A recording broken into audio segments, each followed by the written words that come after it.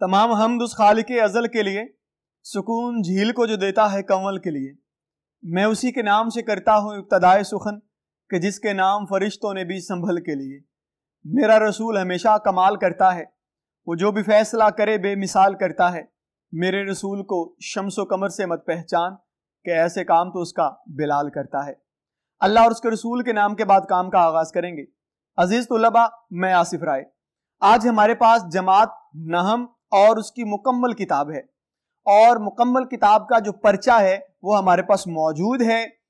आज हमें ये सारा पर्चा पढ़ना है, कौन कौन सी चीजें किस तरह से बयान करनी चाहिए, किसका जवाब कितना होना चाहिए, कितने सफ़ात पर मुश्तमिल होना चाहिए, वो सारी की सारी बातें जो हैं हम ज़ेरे बहस लाएंगे। आइए बोर्ड की जानिब बढ़ते हैं और उन तमाम चीजों को अच्छी तरह से पढ़ते हैं।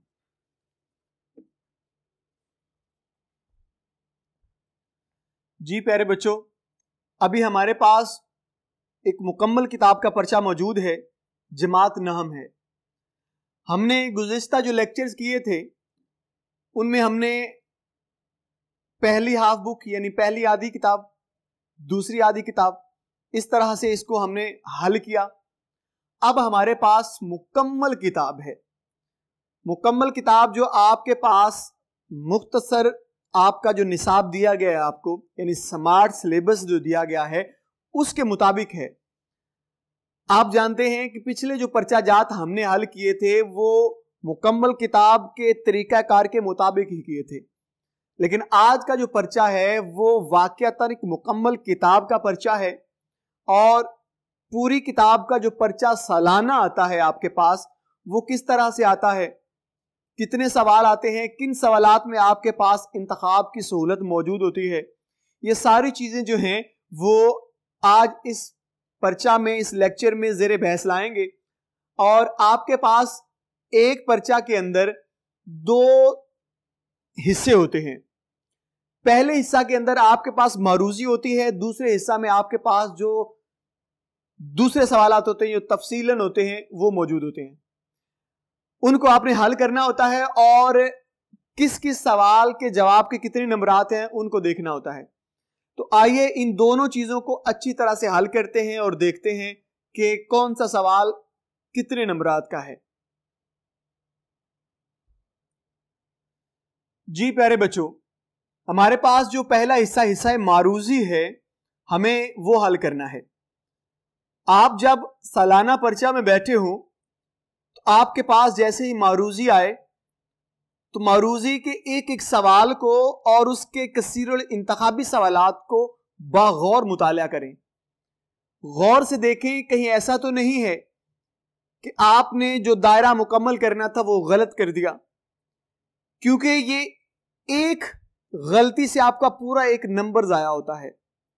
आपने बड़ी एहतियात के साथ इन तमाम चीजों को पढ़ना है, और जब आपका ज़हन ये तस्लीम कर ले कि अब ये जवाब दुरुस्त है, तब आपको वो जवाब ठीक करना है, दुरुस्त करना है।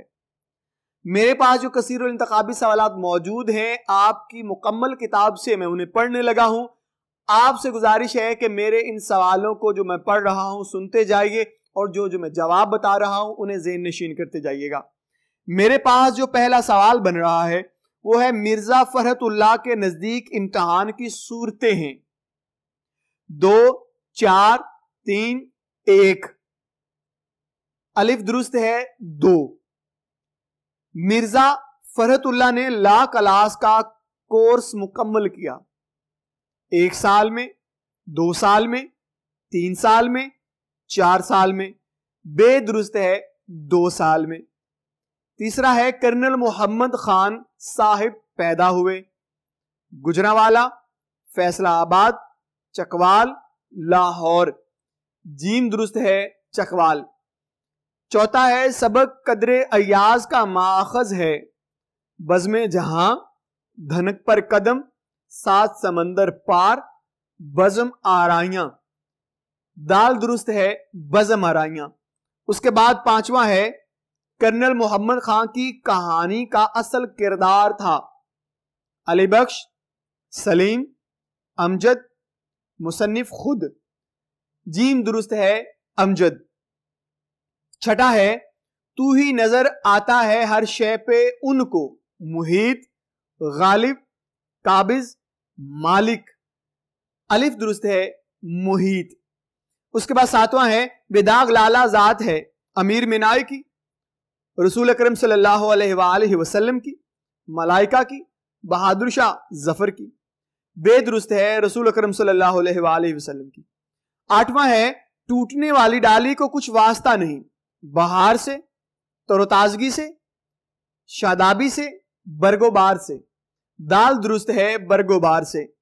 9वां है जर्रे कामले अयार से खाली है, जेबे गुल, दामने गुल, दामने कोहसार या वादी। अलिफ दुरुस्त है, जेबे गुल। 10वां है मियां कितने बजे दफ्तर जाया करते थे?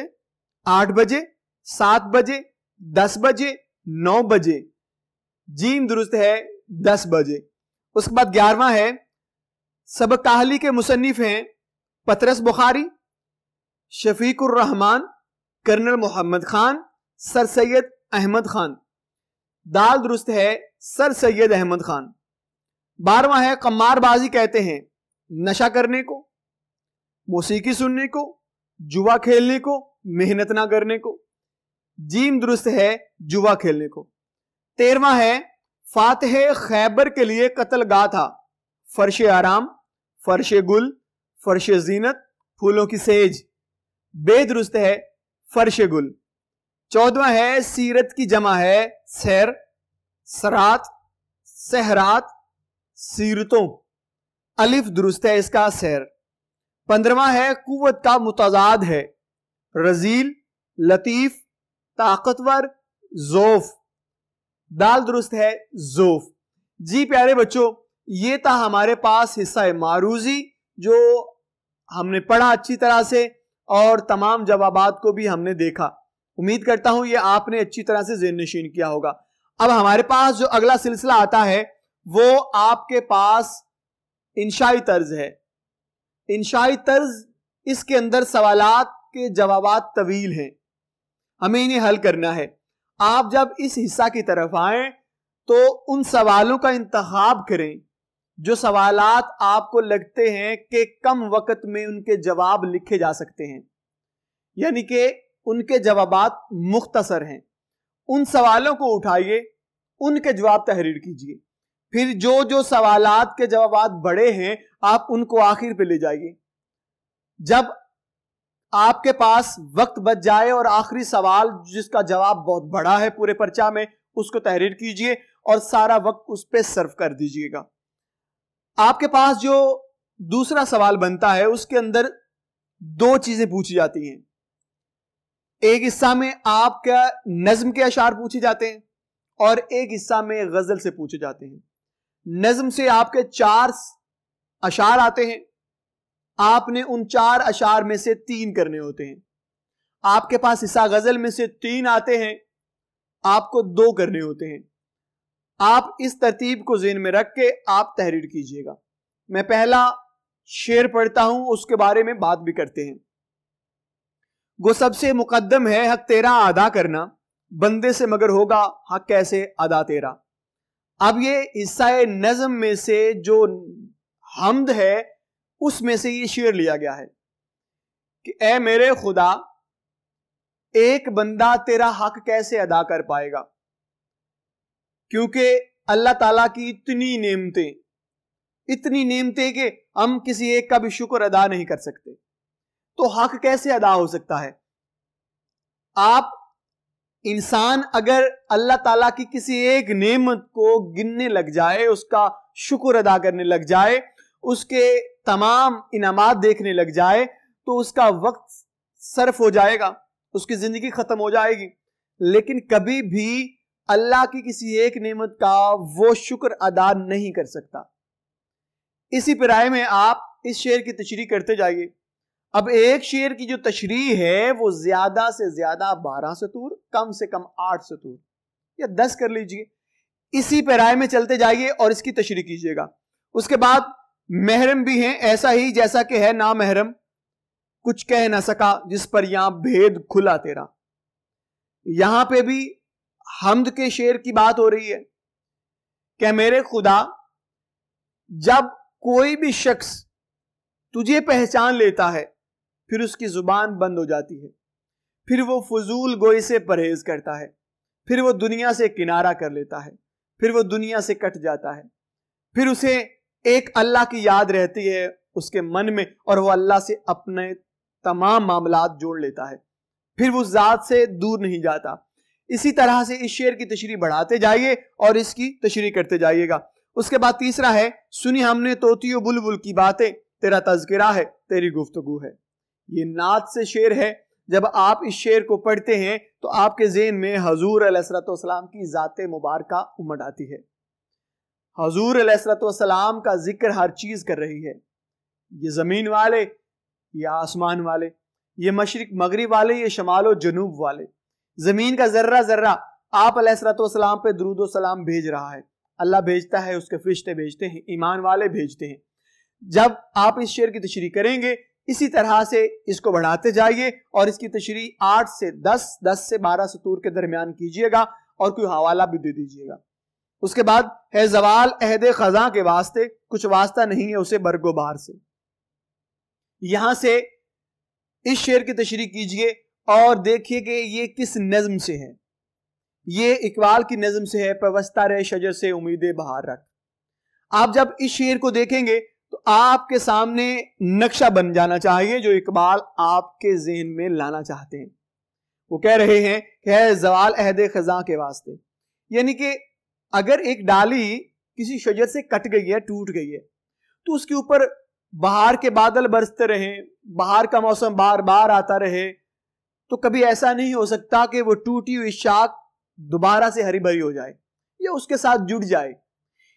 आपकी मिल्लत से, कौम से कटा हुआ इंसान भी उसी कटी हुई शाख की तरह है कि वो दोबारा उस कौम का हिस्सा वैसे नहीं बन सकता जैसे पहले था। कौम कमजोर होगी जब तमाम अफराद उससे कटने लग जाएंगे। इसी पैराए में आप चलते जाइए और इस शेर की तशरीह करते जाइएगा। अब हिस्सा गजल आ गया है। इसमें पहला आपके पास शेर बनता है, नाजुकी उसके लब की क्या कहिए, पंखड़ी गुलाब की सी है। यहां पे इस शेर की तशरीह फकत इश्क मजाजी में जाती है, इश्क हकीकी में नहीं जाती। शायर यहां पे अपने महबूब के औसाफ बयान कर रहा है, उसकी खूबसूरती और हुस्न को बयान कर रहा है, वो कितना खूबसूरत है। वो कह रहा है कि एक तरफ फूल हो और एक तरफ मेरे महबूब के सुर्ख होंठ हो, तो मेरे महबूब के जो सुर्ख होंठों की लाली है वो फूलों से कहीं खूबसूरत है, कहीं ज्यादा रंगीन है। इसी तरह से महबूब के औसाफ बयान करते जाइए जैसे मीर तकी मीर ने यहाँ पे शेर में कर दिए हैं और अपनी तशरीह मुकम्मल कीजिएगा। उसके बाद दिल नदा तुझे हुआ क्या है, आखिर इस दर्द की दवा क्या है। यहाँ पे भी इश्क मजाजी में शेर जाता है और गालिब ने यहाँ पे अपने महबूब को किस तरह से बयान किया है और अपने दिल को उसकी तलब में पाया है। शायर बताना चाहता है कि ए मेरे दिल, अब तू महबूब के लिए बेकरार है, आखिर तुझे क्या हो गया है कि तू उसकी तरफ खिंचा चला जाता है और मेरे कहे बगैर तू उस महबूब की तरफ जाता है और मेरा जोर तुझ पे नहीं चलता। आखिर ए मेरे दिल, तेरे अंदर जो छुपा हुआ दर्द है उसकी दवा क्या है? क्या महबूब का दीदार इसकी दवा हो सकता है? उसकी बातें, उसका तज़किरा इसका हल हो सकता है, इसका दर्द की दवा हो सकता है? ये मुझे मालूम नहीं है, ए दिल तू ही बता। इसी तरह से इसको बढ़ाते हुए चले जाइए और इसकी तशरीह मुकम्मल कीजिएगा। आखिरी शेर है, हमको उनसे है वफा की उम्मीद जो नहीं जानते वफा क्या है। यह भी गालिब की इसी गजल का शेर है। यह भी इश्क मजाजी में जाता है, इश्क हकीकी की तरफ नहीं जाता। वो कह रहा है कि हमने उनसे वफा की उम्मीद कर ली है जिन्हें वफा की जेर जबर का नहीं पता। हम वफा किए जा रहे हैं, वो जफा किए जा रहे हैं। हम उनसे मोहब्बत करते हैं, वो हमसे नफरत करते हैं। जब एक तरफ से मोहब्बत हो रही हो, दूसरी तरफ से अदावत आ रही हो, तो फिर कभी भी मोहब्बत देर तक नहीं चलती है। लिहाजा गालिब यहाँ पे शशोपंज में है कि मैं क्या करूं, मैं मोहब्बत करता हूं, वो वफा नहीं करते मुझसे। इसी पे राय में लेके चलिए इस तशरीह को और मुकम्मल कीजिए। अगर आपके पास हवाला मौजूद हो तो उस हवाला को भी अपने पास जरूर तहरीर कीजिएगा। अब हमारे पास सवाल नंबर 3 आ जाता है, जो बड़ा अहम सवाल है, जिसके अंदर आपके पास 2 पैराग्राफ आते हैं। आपने उन 2 पैराग्राफ को अच्छी तरह से पढ़ना होता है और देखना होता है कि ये कहां से लिया गया है और किस मुसन्निफ की तहरीर है। मेरे पास पहला पैराग्राफ है, तशरीफ आवरी की खबर मदीने में पहले पहुंच चुकी थी, तमाम शहर हम्मतन चश्मे इंतजार था। इस पैराग्राफ को पढ़िए और 3 चीजें मुकम्मल कीजिए। पहले ये देखिए ये पैराग्राफ किस सबक से लिया गया है। दूसरी जगह पे देखिए कि आप इस के मुसन्निफ का नाम क्या देखते हैं। आपके ज़हन में कौन से मुसन्निफ आते हैं जो इस सबक को तहरीर करने वाले हैं। ये 2 चीजें अपने पास वाज़ेह कीजिए। फिर देखिए कि इस पैराग्राफ में कुछ अल्फाज हैं जिनको खत कशीदा किया हुआ है, उनके ऊपर हाशिया खींचा हुआ है, उनके मायने आपके ज़हन में होना जरूरी है। अब आप क्या कीजिए, अपने पास 2 डिब्बे बनाइए, 2 खाने बनाइए। पहले में अल्फाज तहरीर कीजिए, दूसरे में मायने तहरीर कीजिएगा। उसके बाद अगला मरहला है आपकी तशरीह का, सो उसकी तशरीह कीजिए और एक तशरीह जो है इस पैराग्राफ की वो 8 से 10, 10 से 12 सतूर पर होनी चाहिए, इससे कम या ज्यादा नहीं होनी चाहिए। आपको लगता है इसका हवाला आपके पास मौजूद है तो आप इसका हवाला भी तहरीर कर सकते हैं। दूसरा पैराग्राफ है हमारे पास, जी नहीं बेगम साहिबा, तरद्दुद की कोई बात नहीं, मैं बहुत अच्छी तरह मुआयना कर चुका हूं या कर लिया है।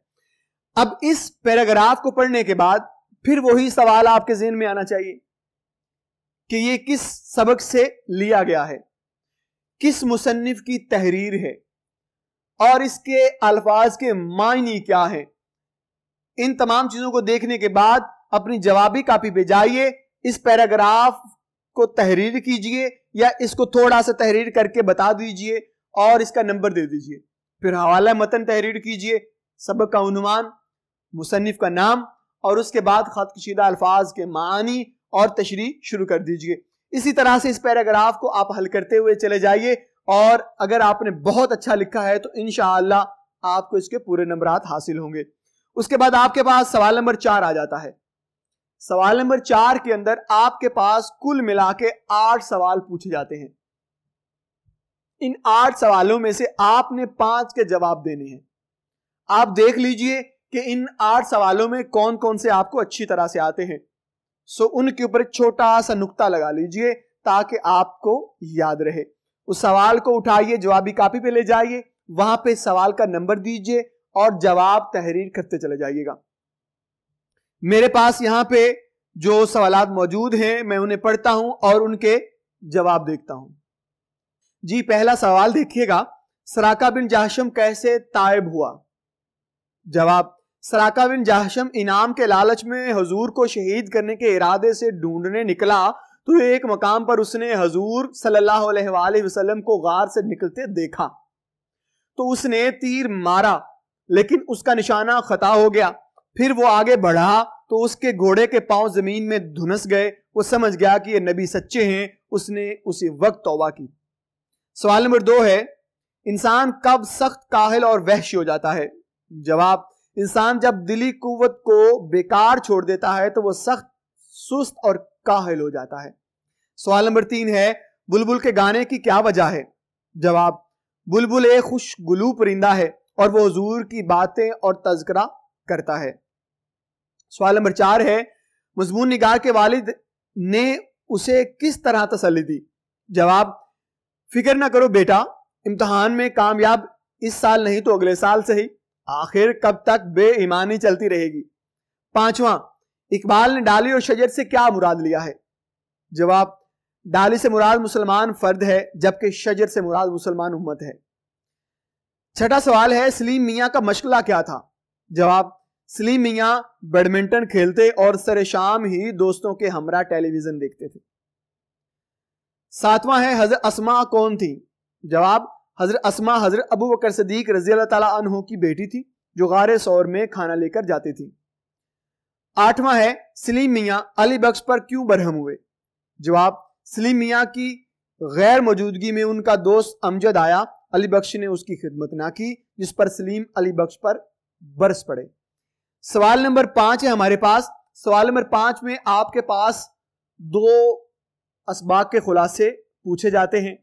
आपके पास सहूलत मौजूद है, जो खुलासा आपको अच्छा आता है आप उसे ही तहरीर कीजिएगा। अगर आप देखते हैं कि हिजरत नबी सल्लल्लाहु अलैहि वसल्लम आपको अच्छी तरह आता है, सो उसका खाका तैयार कीजिए अपने ज़हन में, उसकी तरतीब को अपने ज़हन में लगाइए और उसको तहरीर करना शुरू कीजिए। आप जब ये खुलासा तहरीर कर रहे हो तो आपकी जो दरसी किताब टेक्स्ट बुक है उसकी जो तरतीब है वो आगे पीछे नहीं होनी चाहिए। आप जिस तरह से सबक को शुरू करते हैं अपनी दरसी किताब में, इसी तरह से अपने खुलासे में भी तहरीर कीजिएगा। कोशिश कीजिएगा अपने अल्फाज, ज़ाती अल्फाज इस्तेमाल कीजिए, उसे सादा फहम कीजिए, आसान कीजिए, ताकि बेहतरीन से बेहतरीन खुलासा हो सके। और खुलासा में कोई हवाला मत दीजिएगा, क्योंकि खुलासा में हवाला देना मुनासिब नहीं है। जी प्यारे बच्चों, अभी हमारे पास सवाल नंबर 5 है। सवाल नंबर 5, इसके अंदर 2 खुलासे आते हैं। आपने बगौर मुताला करने के बाद ऐसा खुलासा जिसका आपने इंतखाब करना है वो आता हो, इतना अच्छा आता हो कि आप बाआसानी उसको तहरीर कर सकें। अब जैसे कि मेरे पास यहाँ पे हिजरत नबी सल्लल्लाहु अलैहि वसल्लम खुलासा है। अगर मैं हिजरत नबी सल्लल्लाहु अलैहि वसल्लम के खुलासा को इंतखाब करता हूँ और ये लिखना चाहता हूँ, तो मेरे पास दरसी किताब के मुताबिक, मुराद जो आपकी टेक्स्ट बुक है उसके मुताबिक वो पूरा तरीका कार जिस तरह सबक लिखा हुआ मेरे ज़हन में आना चाहिए। जिस तरह से सबक शुरू किया गया, जिस तरतीब के साथ मुसन्निफ ने उसको लिखा और जैसे उसका एहतताम किया, आपने भी उन्हीं जुमलों के साथ एहतताम तो करना है, लेकिन अपने अल्फाज के अंदर करना है। हूबहू वही चीजें उठा के अंदर नहीं ले आनी, आप अपने अल्फाज में उसको तब्दील कर लें ताकि खुलासा बन सके। खुलासा का मतलब ये है कि आप किसी तहरीर को अपने अल्फाज में आसान और सादा फहम करके तहरीर करते हैं, उसे खुलासा कहते हैं। आप इस खुलासे को तहरीर कीजिएगा और सबसे पहले ये ज़हन में रखिएगा, जब आप ये खुलासा तहरीर करें या कोई और खुलासा तहरीर करें तो मुसन्निफ का नाम लिखना बहुत ज़रूरी है। 1 नंबर उसका आपके पर्चा में मौजूद है। आप जब मुसन्निफ का नाम तहरीर करें तो उसके बाद आप खुलासे की तरफ आ जाइए और खुलासा तहरीर कीजिएगा। उसके बाद मेरे पास जो दूसरा सबक बनता है, दूसरा खुलासा बनता है, वो है इम्तहान। अब जो सबक इम्तहान है, आपने इसको अपनी दरसी किताब में पढ़ लिया हुआ है। आपके ज़हन में अगर इसका खाका ज्यादा बेहतर है, ज्यादा शफाफ है, तो आप इसको तहरीर कर लीजिए। जिस तरह सबक शुरू होता है इसी तरह यहां से भी शुरू कीजिए। अगर आप एक जुमला मुसन्निफ की सलाहियत या उनके अंदाजे तहरीर के बारे में आपको मालूम है तो आप कोई 1-1.5 सतर यानी लाइन आप तहरीर कर सकते हैं। उसके बाद आप अपने सबक के खुलासा को तहरीर कीजिएगा। ये एक बेहतरीन तरीका है, अच्छा तरीका है। और जब आप खुलासा तहरीर कर रहे हो, जैसे इम्तहान खुलासा आप तहरीर कर रहे हैं, तो आप पैराग्राफ बनाएंगे। एक जो पैराग्राफ है जो मयारी है वो 7 से 8 सत्रों पर मुश्तमिल होना चाहिए। 7 से 8 सतरें एक पैराग्राफ की बहुत हैं, लेकिन यह भी ज़हन में रहे आपको कि आपने अगर 7 से 8 सत्रों का एक पैराग्राफ बनाया है तो उसमें बात भी मुकम्मल होनी चाहिए। यह नहीं कि बात अभी पूरी नहीं हुई, मुकम्मल नहीं हुई और आपने अगला पैराग्राफ शुरू कर दिया। ऐसा मुमकिन नहीं है, इससे आपका तसलसल खराब होता है, खुलासे के नंबरात कम होने के, ज़ाया होने के ज़्यादा से ज़्यादा मौके मुयस्सर आएंगे उस मुम्तहिन के लिए। बेहतर है कि आप अपने खुलासे का पैराग्राफ बनाएं और उसे बेहतरीन और तरतीब के साथ लिखते जाइए। उसके बाद हमारे पास सवाल आता है सवाल नंबर 6। इस सवाल नंबर 6 में आपके पास एक सवाल में फिर 2 चीजें पूछी जाती हैं। आपके पास एक बार फिर जो है वो सहूलत मौजूद है कि आप दोनों में से कोई एक चीज कर सकते हैं। एक नज्म का मरकजी ख्याल और खुलासा एक ही सवाल में पूछा जा रहा है। अगर नात नज्म मौजूद हो आपके पास तो उसका उसने पूछना है खुलासा या मरकजी ख्याल तहरीर कीजिए। अब मेरे पास यहां पे जो सवाल आ रहा है उसमें उसने नात का ही पूछा हुआ है। अब वो कह रहे हैं नात का मरकजी ख्याल या खुलासा तहरीर कीजिए। अब प्यारे बच्चों यहां पे ये चीजें नशीन होनी चाहिए कि आप जब इसका खुलासा लिखेंगे तो कितना लिखेंगे, उसका तरीका कार क्या है। आप मरकजी ख्याल लिखते हैं तो कितना लिखा जाए, उसका तरीका कार क्या है। मान लेते हैं कि आप खुलासा पहले करना चाहते हैं, आपको ये अच्छा आता है, आप खुलासे को इंतखाब करते हैं और उसी को ही लिखते हैं। तो एक खुलासा जो नज्म का है वो 8 से 10 सतरों पे होता है, 8 से 10 सतरें ही बनती हैं इसकी। अब सवाल ये बनता है कि एक खुलासा जो नज्म का है, क्या वो नज्म के मुताबिक लिखा जाए या उसमें आप खुद से भी कुछ जुमले जो हैं वो अपनी मर्जी से भी तहरीर कर सकते हैं? तो ज़हन में कर लीजिएगा, जब आप नज्म का खुलासा तहरीर करें तो नज्म से बाहर जाना मुनासिब नहीं, बिल्कुल भी अच्छा नहीं है। मुनासिब तो दूर की बात, बिल्कुल ही अच्छा नहीं है कि जब आप खुलासा तहरीर करें नज्म का तो नज्म के अशार के मुताबिक हो। अगर उसके 5 अशार हैं, 6 अशार हैं, तो जो बात उन अशार में की जा रही है उसी तरतीब से, उन अशार की तरतीब से एक एक शेर को पकड़ के उसका खुलासा करते जाएं। यह बेहतरीन तरीका है आप किसी भी नज्म का खुलासा करें तो, और ऐसे ही करना चाहिए। जैसे नात है, तो बच्चे यहां पे सबसे बड़ी गलती ये करते हैं कि बहसीयत मुसलमान हमें हुजूर की तारीफ करना मुश्किल नहीं है, तो हम हुजूर की तारीफें करने लग जाते हैं, लंबी लंबी तारीफें करते हैं और खुलासा 8, 10, 12, 15 सतूर का खत्म करके घर आ जाते हैं। हालांकि उसने पूछा है जो आपकी किताब में मौजूद है, आपकी नज्म जो उसके अशार मौजूद हैं, उन्हीं अशार का खुलासा करना है। अपनी जाती राय नहीं देनी, अपनी जाती राय के मुतालिक बात नहीं करनी, आपने नज्म से बाहर नहीं जाना। यह खुलासे का बेहतरीन तरीका है। अब 8 से 10 सतरें करनी है तो नज्म के अशार को देखते जाइए और उन एक एक शेर को ज़हन में लाते जाइए और तहरीर करते जाइए। अब जरूरी यह है कि आपको नज्म पूरी याद होनी चाहिए। आपके ज़हन में कोई शेर है ही नहीं तो आप कभी भी खुलासा नहीं कर सकते। नात या हमद या कोई और नज्म है तो आपके ज़हन में उस उन्वान के मुतालिक तो बातें हैं, वो जो अशार लिखे हुए उनके बारे में आपके ज़हन में नहीं है, तो आपका खुलासा अच्छा नहीं हो सकता, गलत हो जाएगा।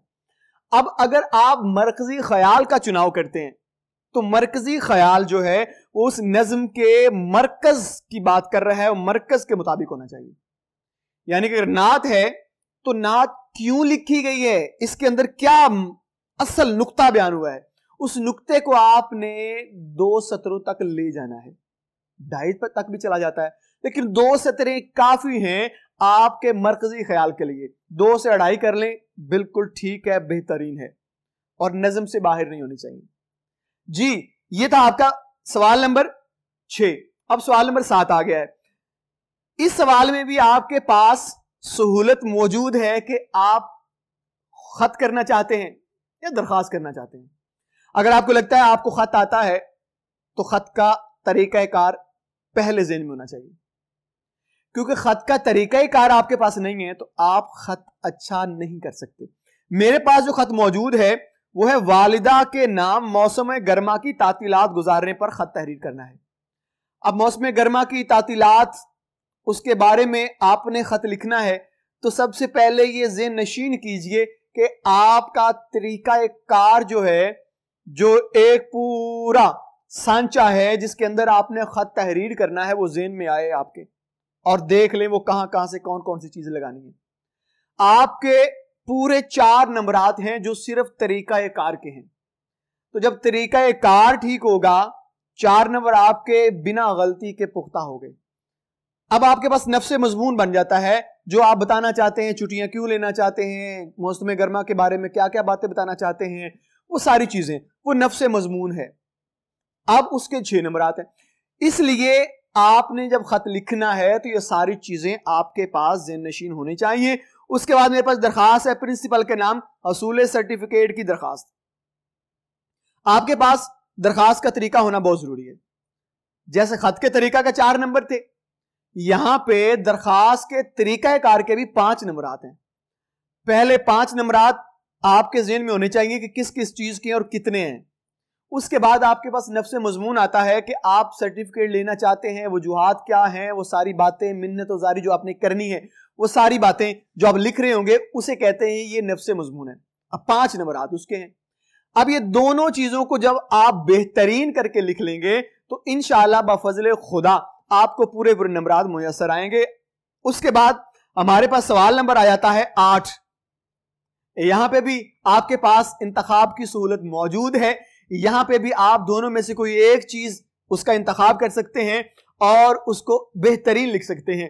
आपके पास कहानी है, आपको कहानी अच्छी आती है तो वो तहरीर कीजिए, आपको मुकालमा अच्छा आता है तो वो तहरीर कीजिए। मेरे पास जो पहली यहां पे चीज आ रही है वो है हिरनी की दुआ के उन्वान पर एक कहानी है। आप सबसे पहले अगर आप करना चाहते हैं हिरनी की दुआ वाली कहानी, तो जहन में उसका खाका बनाना जरूरी समझिए। पहले उसका खाका बना लीजिए, जहन में कोई 1 मिनट, आधा 1.5 मिनट सोच लीजिए कि वो कहानी क्या थी, उसके किरदार देख लीजिए, फिर उसको अच्छी तरह से तरतीब दे लीजिए। जब आप अच्छी तरह तरतीब दे लेंगे उसके बाद फिर उस सवाल को अपनी जवाबी कॉपी पे उतारिए, वहां पे कहानी का उन्वान तहरीर कीजिए और कहानी शुरू कर दीजिए। अब कहानी के भी अंदर आपने 7 से 8 सत्रों का एक पैराग्राफ बनाना है। जब ये कहानी आप मुकम्मल कर लें तो आपने आखिर पे एक नतीजा लिखना होता है, अखलाकी सबक लिखना होता है। आप नतीजा का पॉइंट बना लें, आप नतीजा का एक नुक्ता बनाइए और उसके आगे उसका नतीजा लिख दीजिए। आप अखलाकी सबक का एक नुक्ता बनाइए और उसके आगे जो है वो आप तहरीर कर दीजिए, जो आपके पास उन्वान बनता है अखलाकी सबक के लिहाज से। अब दोनों तरीकों से आप जैसे आपको मुनासिब लगे आप उसको कर सकते हैं। ये है आपके पास कहानी का तरीका। अगर आपको अच्छा लगता है कि मैं मुकालमा अच्छा कर सकता हूं तो मुकालमा तहरीर कर लीजिए, लेकिन जैसे कि मैं गुज़िश्ता तमाम लेक्चर्स में बता चुका हूं कि आपने जब भी मुकालमा तहरीर करना है तो उसका तरीका कार एक मुनफरद हैसियत रखता है, वो आपके ज़हन में जरूर होना चाहिए। आप पहले शख्स की बात करते हैं, फिर दूसरे की, फिर पहले की, फिर दूसरे की, ये सवालों जवाब चलते जा रहे हैं और आपका मुकालमा चलता जा रहा है। लेकिन कहां पे सवाल कर रहा है उसकी इलामत कौन सी है, कहां पे मुखातिब कर रहा है उसकी इलामत कौन सी है, कहां पे उसने ठहराव किया है तो कौन सी इलामत है, कहां उसने जुमला पूरा कर लिया है तो कौन सी इलामत है, कहां पे उसने किसी एक जो है वो कौसैन के अंदर बात की जिसे आप ब्रैकेट कहते हैं तो वो क्यों की है, उसके बारे में आपके ज़हन में होना चाहिए। ये कुछ इलामतें हैं जिनका आपको ज़हन में रखना बड़ा जरूरी है और ये आपके इस मुकालमा में बड़ी अहमियत की हामिल है। अब जब आप मुकालमा लिख रहे हो तो एक शख्स की बात इस तरह तहरीर कीजिए कि वो छोटे छोटे जुमलों में जाए, तवील जुमले, एक शख्स की बात तवील ना हो। इस तरह से आपका मुकालमा जो है वो अपनी असली हालत में नहीं रहता या उसकी असलियत कम होने लग जाती है, उसके नंबरात कम होने का खदशा होता है। इसलिए इन तमाम चीजों को आप ज़हन नशीन रखिएगा और इन्हीं के मुताबिक ही तहरीर कीजिएगा। उसके बाद मेरे पास जो अगला सवाल आता है वो हमारे पास आखिरी सवाल है और सवाल नंबर 9 है। इसके अंदर भी आपके पास वही सहूलत बरकरार है जो पिछले 3 से 4 सवालों के अंदर मौजूद थी। आपके पास इंतखाब की सहूलत मौजूद है। आप अगर इसमें ज़रबुल मिसाल करना चाहते हैं तो उनका इंतखाब कीजिए। आपको लगता है जुमलों की दुरुस्ती सही है, वो आपको अच्छी आती है, उसका इंतखाब कर लीजिए। दोनों में से जो आपको अच्छा लगे आप उसको जरूर कीजिएगा। लिहाजा मैं यहां पे दोनों कर रहा हूं, आप इन दोनों को अच्छी तरह सुनिएगा और ज़हन नशीन कीजिएगा। जी, यहां पे पहले जुमलों की दुरुस्ती मौजूद है, मैं वो करूंगा। पहला है मुझको किताब पढ़ना है, सही इसका होगा मुझे किताब पढ़ना है। दूसरा है अहमद ने किताब को पढ़ा, सही होगा अहमद ने किताब पढ़ी। उसके बाद तीसरा है वसीम ने कराची जाना है, सही होगा वसीम को कराची जाना है। उसके बाद चौथा है हमको हज करना है, सही होगा हमें हज करना है। आखिरी है शोर ना डालो, सही होगा शोर ना करो। उसके बाद नीचे आ जाता है हमारे पास, ये भी इसी का हिस्सा है। अगर आपको ये अच्छा लगा तो आप ये कर लीजिएगा, ये ज़रबुल इमसाल पर मुश्तमिल है। उल्टे बास डैश, अब आपको खाली जगह मिलेगी और आपने उस ज़रबुल मिसल को पूरा करना होगा और यहां पे ये सवाल उठा के आप जवाबी कापी भी ले जाएंगे, वहां पे जाके तहरीर करेंगे। उल्टे बांस बरेली को, बूढ़ी घोड़ी डैश, तो सही होगा बूढ़ी घोड़ी लाल लगाम। उसके बाद तीसरा है जितनी चादर देखिए डैश, तो सही होगा जितनी चादर देखिए उतने पांव फैलाइए। चौथा है दिल को दिल से डैश, सही होगा दिल को दिल से रा होती है। आखिरी है खिदमत से डैश है, ये पूरा जुमला होगा खिदमत से अजमत है। जी प्यारे बच्चों, ये था आपका आज का पर्चा जो मुकम्मल किताब पर मुश्तमिल था। हमने आज जमात नहम की मुकम्मल किताब का जो पूरा पर्चा था हमने हल कर लिया। हमने हर एक चीज को बड़ी अच्छी तरह से वाजिया किया है और उसकी तफसील में भी गए हैं। जो जो चीजें जरूरी थी आप लोगों तक पहुंचाना, वो मैंने सारी चीजें आप तक पहुंचाई हैं। इंशाअल्लाह अगले लेक्चर में आपसे फिर मुलाकात होगी। तब तक के लिए मुझे इजाजत दीजिएगा। अल्लाह हाफिज।